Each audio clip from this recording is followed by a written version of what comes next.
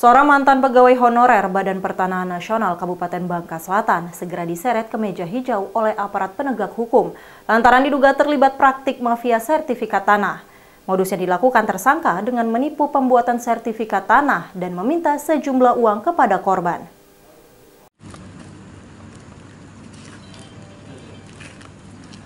Kejaksaan Negeri Bangka Selatan mulai menangani kasus tindak pidana penipuan atau penggelapan sejumlah uang dengan modus pembuatan sertifikat tanah yang dilakukan oleh mantan pegawai honorer Badan Pertanahan Nasional Kabupaten Bangka Selatan berinisial IR alias OK.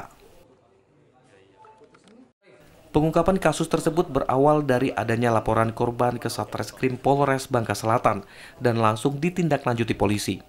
Setelah melakukan serangkaian proses penyelidikan, penyidik Satreskrim Polres Bangka Selatan melimpahkan berkas dan barang bukti perkara tersebut ke Kejaksaan Negeri Bangka Selatan.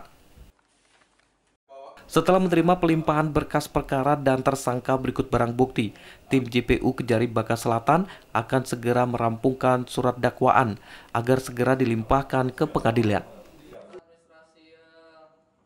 Modus operandi yang dilakukan oleh tersangka yaitu dengan berpura-pura mengurus pembuatan sertifikat tanah dan meminta sejumlah uang kepada korban, namun sertifikat tanah yang diurus tidak terrealisasi.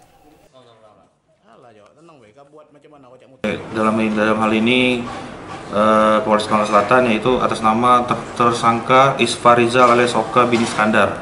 Pasal yang disangkakan oleh yang bersangkutan yaitu pasal 378 atau 372 KUHP, yaitu 378 yaitu tentang penipuan atau 372 tentang penggelapan, di mana modus operandinya yang bersangkutan sebelumnya merupakan pegawai honor dari BPN, kemudian menerima ataupun menerima sejumlah uang dengan alasan dapat membantu untuk proses pemecahan sertifikat. Saat ini tersangka sudah ditahan di Lapas Bukit Semut, Sungai Liat dengan status tahanan kejaksaan.